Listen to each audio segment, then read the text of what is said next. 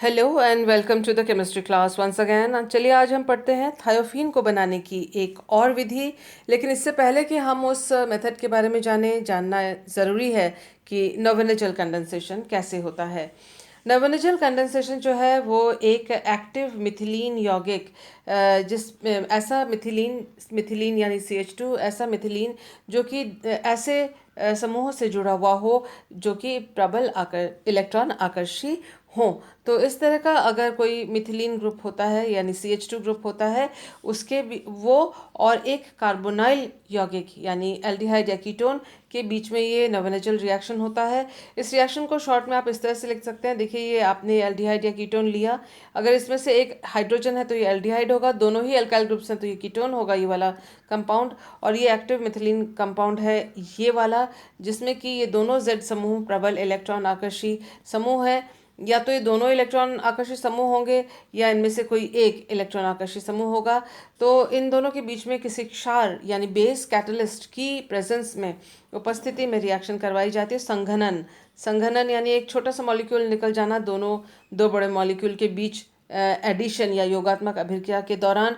तो दोनों ही आपस में जुड़ते हैं और ये जो बैलून में जो वाटर मॉलिक्यूल है ये H2O ये निकल के बाहर आ जाता है क्षार की उपस्थिति में, जिसकी वजह से ये जो कार्बोनाइल कार्बन और ये एक्टिव मिथिलीन कार्बन इन दोनों के बीच में डबल बॉन्ड बनता है जो कि ये है। आप आराम से इसको ट्रेस कर सकते हैं, ये Z और Z इस कार्बन के साथ, ये देखिए इस कार्बन के साथ ये Z और Z।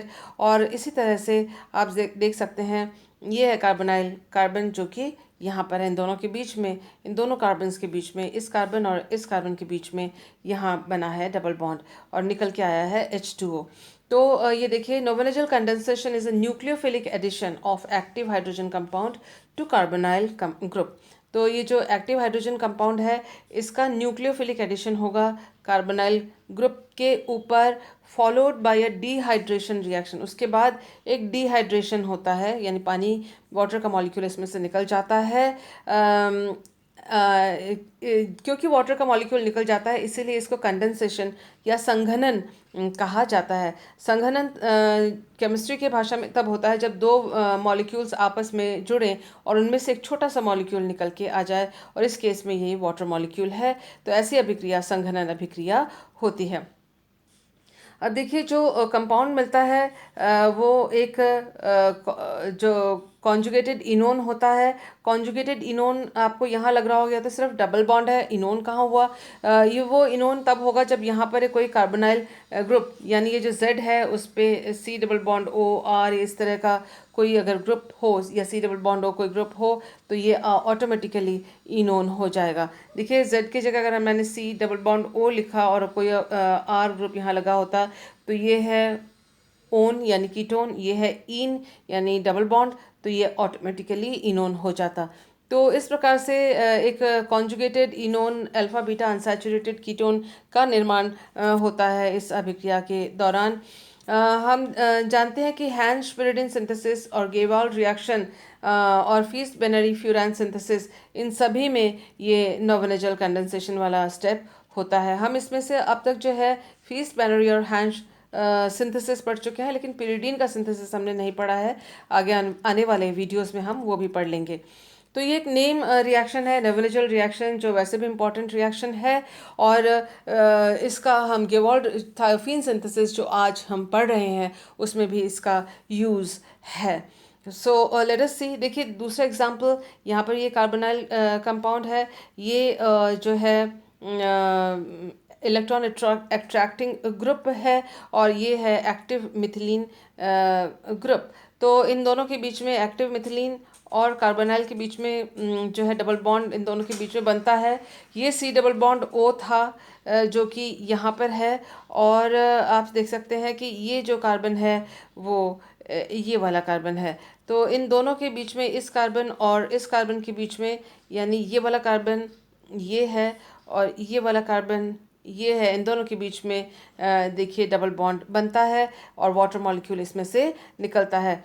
इस प्रोडक्ट का ये देखिए alpha beta unsaturated carbonyl compound की तरह है, क्योंकि ये कार्बोनाइल अगर हुआ, अगर एस्टर की जगह यहाँ R होता तो ये कार्बोनाइल होता और यहाँ पहला कार्बन अल्फ़ा दूसरा कार्बन बीटा। तो इस तरह से देखिए आपकी अल्फ़ा बीटा अनसैचुरेटेड कीटोन बनता अगर यहाँ पर R ग्रुप होता तो। या फिर आप कह सकते हैं कॉन्जुगेटेड इनोन बना है, क्योंकि C डबल बॉन्ड O के साथ ये कॉन्जुगेशन में C डबल बॉन्ड C है।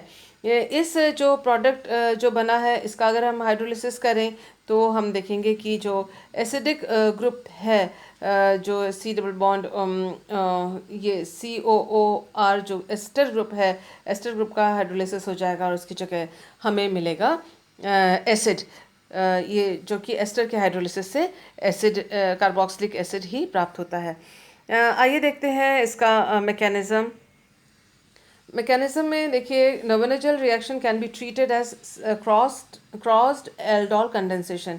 एल्डोल कंडेंसेशन जो जब दो भिन्न भिन्न मॉलिक्यूल के बीच में होता है तो उसे क्रॉस्ड एल्डोल कंडेंसेशन कहा जाता है। तो नोवेनजल रिएक्शन क्रॉस्ड एल्डोल कंडेंसेशन के भांति ही होता है।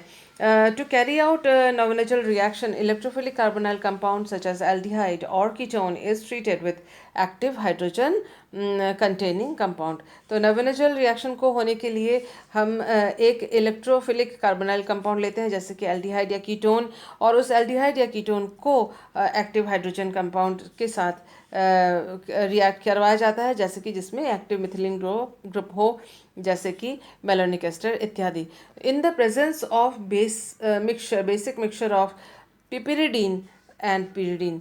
दूसरा जो बेस है वो भी लिया जा सकता है, सोडियम मिथॉक्साइड वगैरह का भी या दूसरे बेसिस का भी इस्तेमाल किया जाता है, लेकिन अब आमतौर पर पिपिरिडीन और पिरिडीन का जो मिक्सचर है, जो कि दोनों ही बेसिक हैं, ये उनका इस्तेमाल एज बेस कैटलिस्ट इस अभिक्रिया के दौरान किया जाता है। आइए देखते हैं इसका mechanism is very similar to aldol condensation. Aldol संघनन की तरह ही इसका मैकेनिज्म उससे मिलता जुलता है, जहाँ की कार्बनायन सबसे पहले जनरेट या प्रोड्यूस या उत्पादित किया जाता है, और जो कि एक न्यूक्लियोफाइल की तरह किसी दूसरे मॉलिक्यूल के कार्बन के ऊपर यानी कार्बोनाइल कार्बन के ऊपर आक्रमण करके रिएक्शन की शुरुआत करता है।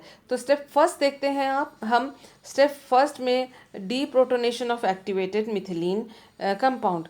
तो ये है एक्टिव मिथिलीन कंपाउंड। देखिए नोवेनजल रिएक्शन में ये जो CH2 ग्रुप है वो मिथिलीन ग्रुप है, और ये एक्टिव हाइड्रोजन्स हैं दोनों के दोनों।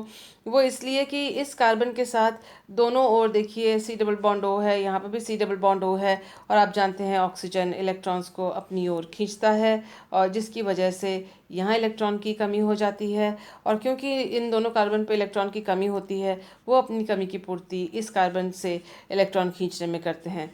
ये कार्बन क्योंकि इलेक्ट्रॉन इसमें कमी आ जाती है, क्योंकि यहाँ से इलेक्ट्रॉन्स खींचे जा रहे हैं, तो वो अपनी इलेक्ट्रॉन की कमी की पूर्ति को इन कार्बन हाइड्रोजन बंधों से इलेक्ट्रॉन को अपनी ओर खींचकर इंडक्टिव इफेक्ट के द्वारा, प्रेरणिक प्रभाव के द्वारा अपने ये बंध के इलेक्ट्रॉन्स जो है वो कार्बन अपनी ओर खींच लेता है, जिससे ये दोनों कार्बन हाइड्रोजन बॉन्ड जो है वो वीक हो जाते हैं, और इनको बेस के द्वारा, जैसे कि यहाँ पर पिपिरिडीन है, उसके बेस के द्वारा आसानी से निष्कासित या एब्स्ट्रैक्ट कर लिया जा सकता है। तो आप देख सकते हैं ये है एक्टिव मिथिलीन कंपाउंड। इसमें से इस बेस ने एक हाइड्रोजन ले लिया, और यह देखिए इसमें N+ यहाँ पर आ गया है, और यहाँ पर जो बचा है दैट इज़ C-। ये देखिए C के ऊपर माइनस रह गया, तो यहाँ से जो नेक्स्ट मिलेगा वो ये मिलेगा। और इस जो कार्बनायन है इसके दो ये रेजोनेटिंग फॉर्म्स यहाँ पर जो है वो दिख रहे हैं आपको स्क्रीन के ऊपर। तो एक में जो है इस ऑक्सीजन के ऊपर माइनस चार्ज हो गया है, और दूसरे में जो है यहाँ पर दूसरे हाइड्रोजन के ऑक्सीजन के ऊपर जो है डबल बॉन्ड माइनस चार्ज आ जाता है। एक बार यहाँ आ सकता है माइनस चार्ज, एक बार यहाँ पर माइनस चार्ज आ सकता है। तो इस तरह से इसके जो रेजोनेटिंग फॉर्म्स हैं आप यहाँ पर स्क्रीन पे देख रहे हैं। आइए देखते हैं कि लेकिन इन सब में जो इम्पोर्टेंट है, ये एक चीज़ मैं यहाँ आपको बताना चाहूँगी, ये जो डबल बॉन्ड है ये रॉन्गली प्लेस्ड है। इसकी जगह जो है दूसरा जो रेजोनेटिंग स्ट्रक्चर होना चाहिए था, उसके अंदर ये डबल बॉन्ड यहाँ नहीं होगा, और यहाँ ये सिंगल बॉन्ड होगा, और सिंगल बॉन्ड के ऊपर यहाँ पर O- होगा। तो इसको करेक्ट कर लीजिएगा, ये सिंगल बॉन्ड है, यहाँ पर डबल बॉन्ड नहीं है, और जो है यहाँ पर डबल बॉन्ड होगा यहाँ सिंगल बॉन्ड होगा, यहाँ O माइनस होगा। तो इस तरह से ये स्ट्रक्चर बनेगा। ये वाला डबल बॉन्ड यहाँ नहीं हो सकता। आपको दिख ही रहा होगा कि इस वाले कार्बन पर 5 वैलेंसी हो गई, जो कि गलत है। तो ये यहाँ डबल बॉन्ड, इस जगह पे डबल बॉन्ड, यहाँ सिंगल बॉन्ड और यहाँ O के ऊपर माइनस। तो इस प्रकार से दोनों जो ऑक्सीजन है उनके ऊपर बारी बारी से माइनस चार्ज आते हैं। एक बार इधर माइनस चार्ज आएगा, एक बार इधर माइनस चार्ज आएगा, और उसी प्रकार से जहाँ पर माइनस चार्ज जिस दिशा में होगा उसी दिशा में डबल बॉन्ड होगा। देखिए ये यहाँ माइनस है तो इधर के साथ कार्बन के साथ जो है डबल बॉन्ड होगा, और अगर यहाँ माइनस होगा तो यहाँ डबल बॉन्ड होगा। यहाँ पर आप एक और चेंज कर सकते हैं, जैसे मैंने आपको बताया उसके बजाय आप ये भी कर सकते हैं कि यहाँ पर ये इस डबल बॉन्ड को सिंगल बॉन्ड में चेंज कर दीजिए, तो ये O माइनस हो जाएगा, तो डबल बॉन्ड यहाँ पर हो सकता है। तो कुल मिला के जो है इस तरह से इसके रेजोनेटिंग स्ट्रक्चर्स यहाँ बनेंगे, और जिसमें दोनों ऑक्सीजन के ऊपर और इस कार्बन के ऊपर माइनस चार्ज आ सकता है। सो एक तो ये दिस इज़ करेक्ट। एंड यहाँ पर आप ये करेंगे कि C के ऊपर ये H यहाँ पर, and then C double bond O, ये OET, और यहाँ की तरफ है C single bond oxygen minus, यहाँ डबल बॉन्ड एंड OET। तो इधर जो है इस साइड में सिंगल बॉन्ड होगा, ये डबल बॉन्ड यहीं पर रहे, ठीक है, और माइनस चार्ज यहाँ पर होगा। तो इस तरह से रेजोनेटिंग स्ट्रक्चर्स दोनों होते हैं, और इन रेजोनेटिंग स्ट्रक्चर्स की वजह से ही ये जो कार्बन आयन इंटरमीडिएट है वो स्टेबल इंटरमीडिएट होता है। यहाँ पर खास ध्यान देने वाली बात है कि ऑक्सीजन्स के ऊपर माइनस चार्ज होने पर भी जो ज़्यादातर समय जो है कार्बन के ऊपर ही माइनस चार्ज होगा, यानी क्योंकि ऑक्सीजन की तुलना में कार्बन जो है वो यहाँ पर अटैक करेगा उसके ऊपर, कार्बोनाइल कार्बन के ऊपर। So let us see how it happens. देखिए ये C माइनस है। स्टेप 2 में इनोलेट आयन अटैक्स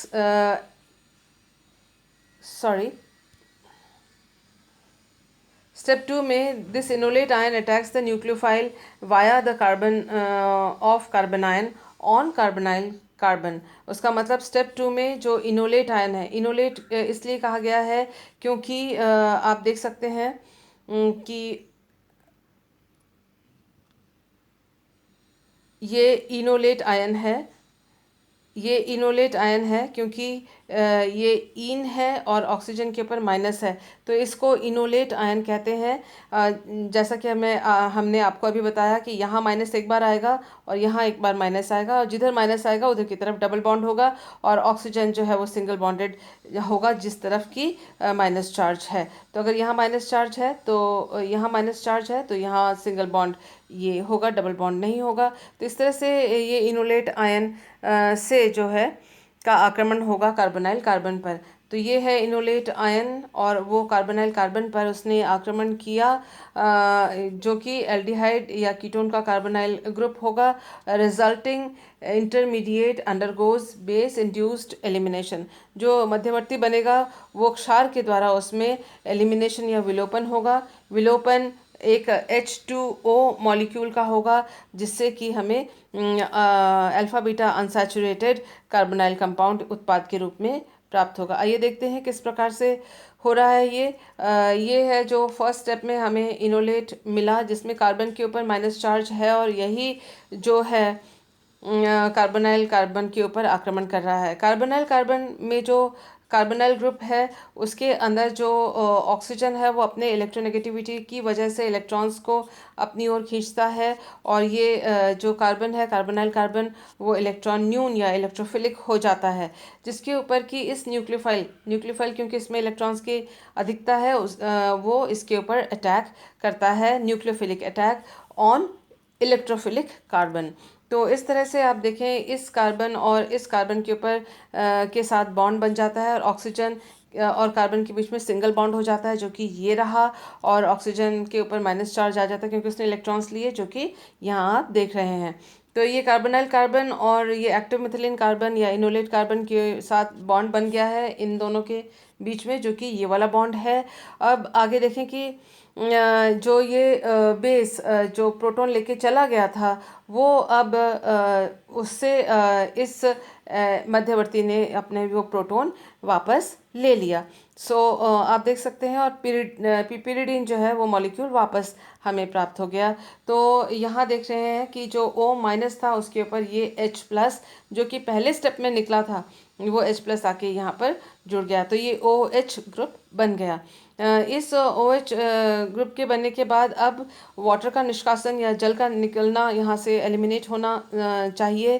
तो उसके लिए ये जो बेस है पिपिरिडीन वापस आता है और अपने इलेक्ट्रॉन पेयर के द्वारा इस हाइड्रोजन के साथ बॉन्ड बनाता है, जिसकी वजह से ये जो कार्बन हाइड्रोजन बॉन्ड के इलेक्ट्रॉन हैं इन कार्बन और कार्बन के बीच में शिफ्ट हो गए और इस कार्बन के ऊपर आ गया 5 बॉन्ड्स, जो कि नहीं पॉसिबल है। तो इसलिए वो कार्बन ऑक्सीजन बंध के जो इलेक्ट्रॉन्स हैं ऑक्सीजन ने अपने ओर लिए और वो OH माइनस के रूप में ये निष्कासित हो जाता है, और इधर आप देख रहे हैं H प्लस के रूप में ये वाला हाइड्रोजन निष्कासित हो जाता है। आप ये कह सकते हैं कि ये ऐसा क्यों हुआ, वो इसलिए क्योंकि अगर यहाँ डबल बॉन्ड बनता है इन दोनों ग्रुप्स के निकलने पर, यहाँ देखिए डबल बॉन्ड बना है, तो इन दोनों के बीच में डबल बॉन्ड बनता है जो कि यहाँ दिखाया एग्जिबिट किया या शो किया गया है। तो ये डबल बॉन्ड बनने के पीछे जो सबसे मेन रीज़न है वो है कि ये डबल बॉन्ड इन दोनों डबल बॉन्ड्स के साथ कॉन्जुगेशन या संयुग्मन में है, जो कि इस यौगिक को कंपाउंड को स्टेबलाइज कर देते हैं। So this is what is Knoevenagel condensation या नोवेनेचल रिएक्शन, जो कि कई रिएक्शंस में हम पढ़ेंगे। अब आप ये पूछ सकते हैं कि नोवेनेचल रिएक्शन को हमने यहाँ क्यों पढ़ा। नोवेनेचल रिएक्शन को हमने इसलिए पढ़ा क्योंकि आगे भी हमारे सिलेबस में है, लेकिन उससे भी इम्पोर्टेंट बात यहाँ पढ़ने का ये है कि अगर मार्क्स जो क्वेश्चन के मार्क्स ज़्यादा आते हैं और गेवाल्ड सिंथेसिस थायोफिन सिंथेसिस के बारे में आपको पूछा जाता है, बड़े मार्क्स का ज़्यादा मार्क्स का क्वेश्चन है, इन दैट केस आप इसके मैकेनिज्म को बड़ा नोवेनेचल रिएक्शन को जोड़ते हुए बड़ा आंसर बना के इसको लिख सकते हैं। सो आइए देखते हैं हम गेवाल्ड थायोफिन सिंथेसिस। गेवाल्ड थायोफिन सिंथेसिस में क्या होता है कि it is an organic reaction involving condensation of a ketone और एल्डिहाइड। कीटोन या एल्डिहाइड का एक सायनो एस्टर, अल्फा सायनो एस्टर, ये एस्टर है, इससे जुड़ा हुआ पहला कार्बन अल्फा, इस अल्फा कार्बन पर सी ट्रिपल बॉन्ड N यानी सायनो ग्रुप लगा हुआ है। तो अल्फा सायनो एस्टर और एक एल्डिहाइड या कीटोन के बीच में अगर रिएक्शन होता है इन the presence of elemental sulphur and a base, element यानी सल्फर जो है, सल्फर एलिमेंट और एक बेस की उपस्थिति में अगर ये रिएक्शन होती है तो फिर थायोफिन का प्रतिस्थापित यौगिक मिलता है। तो एक डेरिवेटिव मिलता है, पॉली सब्स्टिट्यूटेड 2 एमिनो थायोफिन हमें प्राप्त होगा। तो पॉली सब्स्टिट्यूटेड क्योंकि यहाँ पर भी सब्स्टिट्यूशन, यहाँ पर भी सब्स्टिट्यूशन, यहाँ पर भी है, और अगर R2 बराबर H है तो यहाँ पर कोई सब्स्टिट्यूशन नहीं होगा, यानी अगर हमने एल्डिहाइड लिया है तो ये वाला सब्स्टिट्यूशन नहीं होगा। तो पॉली सब्स्टिट्यूटेड 2 एमिनो थायोफिन, ये पहला एटम, ये दूसरा एटम, तो 2 एमिनो थायोफिन मिलता है, पॉली सब्स्टिट्यूटेड 2 एमिनो थायोफिन उत्पाद प्राप्त होता है गेवाल्ड सिंथेसिस के द्वारा, जो कि एक इम्पॉर्टेंट नेम रिएक्शन है। तो देखिए ये इस रिएक्शन को यूँ दिखाए बात एक ही है, और इस तरह से सल्फर और बेस के उपस्थिति में ये रिएक्शन हो रही है। आइए देखते हैं इसका मैकेनिज्म क्या है। मैकेनिज्म देख रहे हैं, मैकेनिज्म में देखिए गेवाल्ड रिएक्शन वाज, जब गेवाल्ड रिएक्शन को समझाया गया उसके 30 साल के बाद इसका मैकेनिज्म प्रपोज किया गया था, और इसमें जो first step is Knoevenagel condensation, जो पहला स्टेप है वो नोवेनेचल कंडेंसेशन है। मैंने आपको बताया था कि अगर ज़्यादा मार्क्स का क्वेश्चन है तो नोवेनेचल कंडेंसेशन न लिखकर इन दोनों के बीच में नोवेनेचल की जो मैकेनिज्म है उसको आप कंप्लीट एक्सप्लेन करेंगे, जैसा कि हमने अभी देखा था।